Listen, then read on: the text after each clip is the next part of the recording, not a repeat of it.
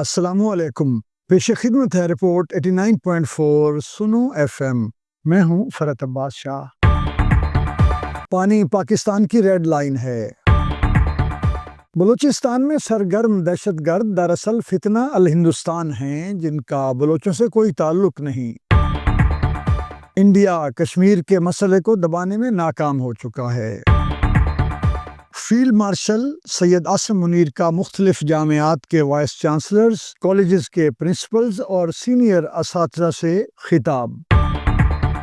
Field marshal Syed Asim Munir نے ماہرین تعلیم سے ایک انٹر ایکٹیو سیشن سے خطاب کرتے ہوئے کہا ہے کہ نوجوان نسل کی قومی تربیت اور کردار سازی میں اساتذہ کرام کا کردار بہت اہمیت کا حامل ہوا کرتا ہے۔ انہوں نے کہا کہ ٹیچرز کے مسائل سے اچھی طرح آگاہ ہوں، کیونکہ میں خود ایک ٹیچر کا بیٹا ہوں۔ اساتذہ کو درپیش مسائل کے حوالے سے حکومت سے بات کروں گا۔ انہوں نے کہا کہ ہمارے بہت سارے مسائل کا حل مستحکم معیشت ہے۔ الحمدللہ پاکستان معاشی بحران پر قابو پانے کے بعد مستحکم ترقی کی راہ پر گامزن ہے۔ آرمی چیف نے بلوچستان کی سیکیورٹی سے متعلق ایک سوال کا جواب دیتے ہوئے کہا کہ ہندوستان کی اگر 13 لاکھ فوج پاکستان کا کچھ نہیں بگاڑ سکی تو فتنہ ہندوستان کے صرف 1500 دہشت گرد ہمارا کیا بگاڑ لیں گے۔ کشمیر پر دو ٹوک موقف اختیار کرتے ہوئے سپہ سالار نے کہا کہ کشمیر ہماری شہرگ تھا، شہرگ ہے اور شہرگ رہے گا۔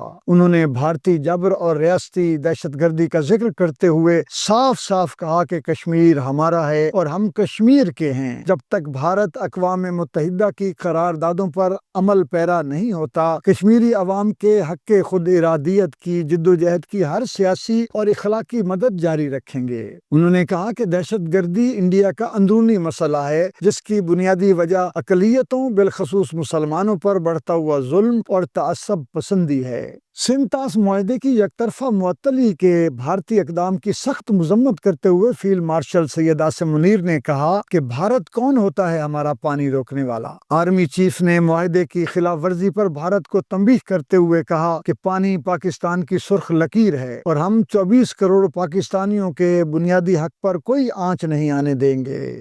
فیلڈ مارشل سید عاصم منیر نے خطاب کے اختتام پر واضح کیا کہ دو قومی نظریہ ایک اٹل حقیقت ہے۔ کیا خدائے واحد کی عبادت کرنے والے مسلمانوں اور گائے کو پوجنے والے ہندوؤں کے درمیان ثقافتی اور تہذیبی فرق موجود نہیں؟ انہوں نے مغرب کی اندھا دھند پیروی کے مضمرات سے آگاہ کرتے ہوئے علامہ اقبال کے شعر اپنی ملت پر قیاس اقوام مغرب سے نہ کر، خاص ہے ترکیب میں قوم رسول ہاشمی کا حوالہ دیتے ہوئے کہا کہ اللہ تعالیٰ نے دنیا میں بس دو ریاستوں کو لا الہ الا اللہ کی بنیاد پر قائم کیا ہے، ایک ریاست طیبہ یعنی یثرب کی ریاست اور دوسری پاکستان۔ دونوں کا قیام 27ویں رمضان کو ہوا اور جو معنی طیبہ کے ہیں وہی پاکستان کے ہیں۔ یہ مماثلت بے وجہ نہیں ہے۔ ہمارا ایمان ہے کہ دشمن جتنا زور لگا لیں، پاکستان ہمیشہ سر بلند اور سرخرو رہے گا۔ پاکستان زندہ باد۔